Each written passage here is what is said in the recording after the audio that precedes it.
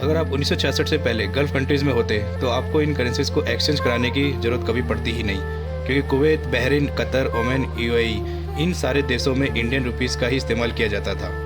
क्योंकि British in सारी countries में रूल करता था, तो यह सिस्टम भी ब्रिटिश ने ही इम्प्लीमेंट किया था कि यहाँ भी इंडियन रुपीस ही इस्तेमाल की जाएगी।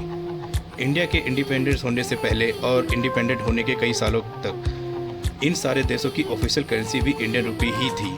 लेकिन 1950 के दौरान स्मगलर इंडियन रुपीस का इस्तेमाल गोल्ड स्मगलिंग में करने लगे। स्मगलर ने इसको मनी मेकिंग मशीन बना लिया। स्मगलर इंडिया से इंडियन रुपीस लेके जाते थे और वहाँ से गोल्ड स्मगल करके लेके आते थे और यहाँ महंगे प्राइस पे बेचते थे और फिर वापस से इन पैसों से स्मगल करके गोल्ड लेकर आते थे, जिसकी वजह से इंडियन रुपीस डिवैल्यू हो गया।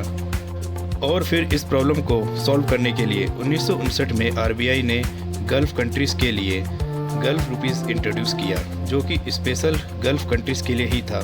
और गल्फ़ रुपीस दिखने में इंडियन रुपीस के जैसा ही था और वैल्यू भी इंडियन रुपीस के बराबर ही थी। 1966 तक इन गल्फ़ कंट्रीज़ में इंडियन रुपीस का ही इस्तेमाल किया जाता था और 1966 के बाद जैसे जैसे इन गल्फ़ कंट्रीज़ को आज़ादी मिलती गई, इन्होंने इंडियन रुपीस का इस्तेमाल करना बंद कर दिया। और आपको बता दें कि आज के समय में गल्फ़ कंट्रीज़ की करेंसीज़ दुनिया की सबसे महंगी करेंसीज़ में से एक है।